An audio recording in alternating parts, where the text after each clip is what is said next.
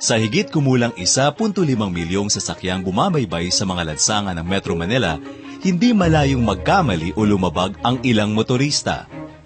May mga pagkakataon na hindi sang-ayon ang motorista sa pasya ng traffic enforcer kung kaya't minabuti ng Metro Manila Development Authority na magtatag ng isang Traffic Adjudication Board. May dalawang pangunahing layunin ang board. Una, ang reklamo ng motorista ay dagli ang malutas sa isang wasto at makatarungang paraan. At ikalawa, garantiyahan na ang karapatan ng motorista sa wastong paraan ay protektado ayon sa ating saligang batas. Alinsunod sa nasabing mga layunin, dinidinig ng Traffic Adjudication Board ang reklamo ng motorista na naisyuhan ng Traffic Violation Receipt o TVR. Inoobligahan din ng board na humarap ang nagrereklamong motorista, ang kanyang testigo at ang nanghuling traffic enforcer. Magpasya sa pinakamaagang panahon sa mga reklamong hinain sa tanggapan. Samantala, may mga alituntuning dapat sundin ang mga motoristang humaharap sa board. Sagutin ang mga tanong sa pre-numbered complaints pro forma, lagdaan at sumpaan sa harap ng isang notaryo publiko. Kinakailangan ding sumitihin ang mga sumusunod na dokumento: Certificate of Public Convenience, Certificate of Registration ng Sasakyan o CR, at Official Receipt o OR. Ang receiving clerk ng board ang mag-i-evaluate ng mga dokumento at patuloy na ipapasa sa hearing officer na nakatakdang dinggin ang kaso. Lahat ng mga moving violation ay binibistahan.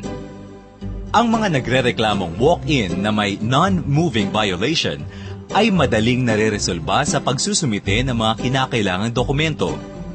Lahat ng desisyon ng hearing officers ng Traffic Adjudication Board ay maaaring iapila.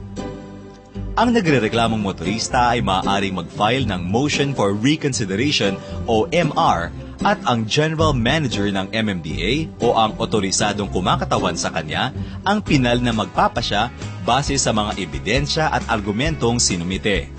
Upang agarang malutas ang reklamo sa pagitan ng traffic enforcer at nahuling motorista, maaaring tumawag ng MMDA Roadside Arbiter sa binalangkas na MMDA Resolution No. 02-44 Series of 2002.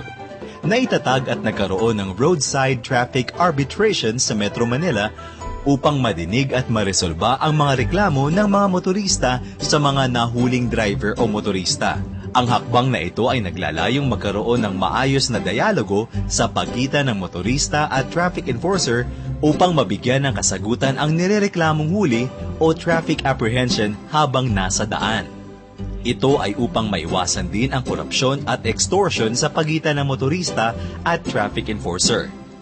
Hindi na masyadong maaabala ang mga motorista sa pagpoproseso ng kanilang reklamo sa Traffic Adjudication Board sapagkat ang roadside traffic arbitration ay dinidinig sa mga pangunahing lansangan at intersection sa Metro Manila para maresolbahan ang mga reklamo. Tumawag lamang sa Metro Call 136 o sa tanggapan ng MMDA upang mapuntahan at marespondihan ng mga roadside traffic arbiter ang mga inirereklamong apprehension habang nakabaybay sa daan. Ang pagpapairal ng kaayusan sa mga lansangan. Ang karapatan ng mga motorista ay binibigyang kahalagahan. Ang kaayusan sa isang pook ay nagmumula sa pagbabalangkas ng mga alituntuning ikagiginhawa ng nakakarami. Kung may political will, titino tayo. MMDA. Working for a Guapo Metro.